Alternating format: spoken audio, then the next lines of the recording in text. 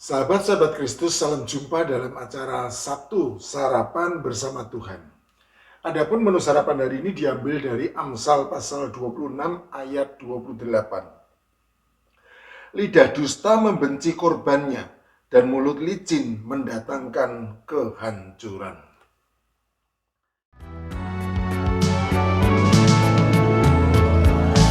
Memang lidah tak bertulang, tak berbekas kata-kata, tinggi gunung 1000 janji, lain di bibir, lain di hati. Aku pergi takkan lama, hanya satu hari saja. 1000 tahun tak lama, hanya sekejap saja kita akan berjumpa pulang.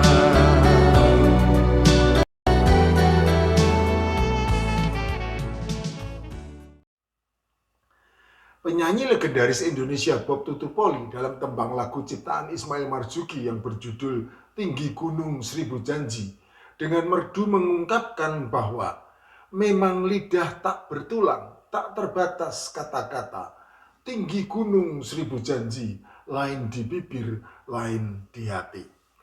Kalimat puitis yang panjang tersebut sejatinya dapat diringkas menjadi 2 kata, yaitu lidah dusta. Penulis Amsal yang bijaksana dengan gamblang menyatakan bahwa lidah dusta membenci korbannya. Frasa yang sederhana ini jelas mengungkapkan motivasi di balik lidah dusta yang secara terang-terangan membenci orang-orang yang didustainya. Lidah dusta menyakiti hati korbannya dengan kebenaran palsu, bahkan fitnah-fitnah yang secara terbuka menunjukkan adanya kebencian kepada korbannya. Laki-laki itu seperti pohon pisang, punya jantung tetapi tidak punya hati. Demikianlah keluh kejengkelan kaum perempuan yang tertipu oleh lidah dusta laki-laki. Menariknya, kaum perempuan sering tertipu justru karena mereka memang suka ditipu.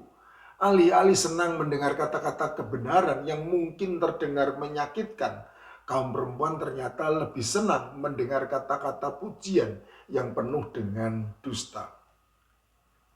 Meskipun tahu bahwa wajahnya tidak tergolong cantik, kaum perempuan tetap senang mendengar pujian palsu bahwa dirinya cantik.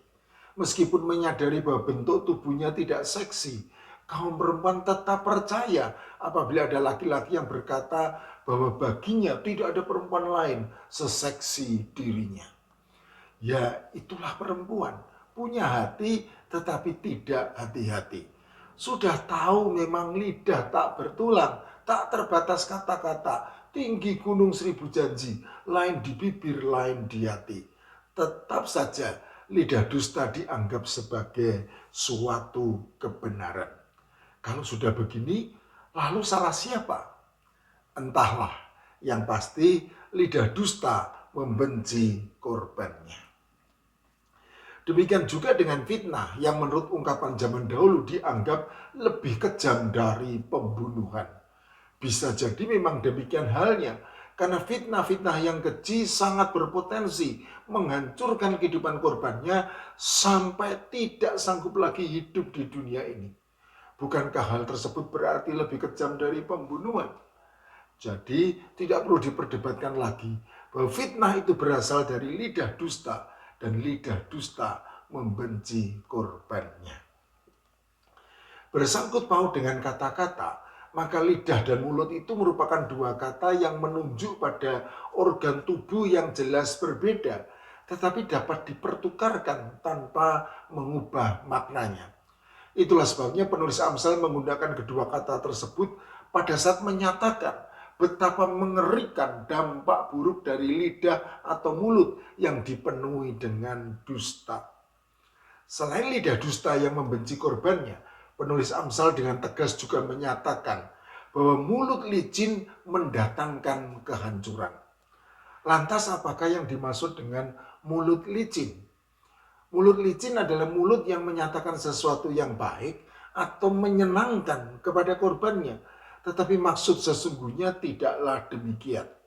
Kembali terjadi, lain di bibir, lain di hati. Dusta. Menurut penulis Amsal, mulut licin itu langit-langit mulutnya lebih licin dari minyak. Tetapi kemudian ia pahit seperti empedu dan tajam seperti pedang bermata dua.